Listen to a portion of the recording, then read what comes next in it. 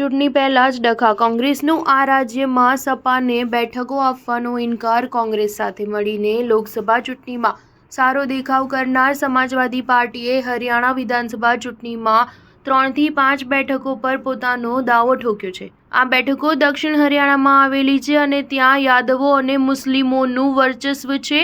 આ બેઠકો પર દાવો કરતા સપા પ્રમુખ અખિલેશ યાદવે કોંગ્રેસના સંગઠન મહાસચિવ કેસી વેણુગોપાલ સાથે વાત પણ કરી હતી। અખિલેશ યાદવે પણ હરિયાણાની આ બેઠકો પર દાવો એટલા માટે કર્યો છે કેમ કે કોંગ્રેસે ઉત્તર પ્રદેશની લગભગ 1 ડઝન વિધાનસભા બેઠકો પર યોજાનારી પેટા ચૂંટણીમાં અમુક બેઠકો માંગી છે। કોંગ્રેસના કેન્દ્રીય નેતૃત્વએ હજુ સુધી અખિલેશની આ માંગ પર કોઈ પણ નિર્ણય લીધો નથી, પરંતુ હરિયાણાના પૂર્વ મુખ્યમંત્રી ભૂપેન્દ્રસિંહ હુડ્ડાએ કહ્યું કે કેન્દ્રીય સ્તરે કોંગ્રેસની સાથે આમ આદમી પાર્ટી અને સમાજવાદી પાર્ટી બંને ઇન્ડિયા ગઠબંધનનો ભાગ છે, પરંતુ હરિયાણામાં રાજ્ય સ્તરે આવું કોઈ ગઠબંધન નથી।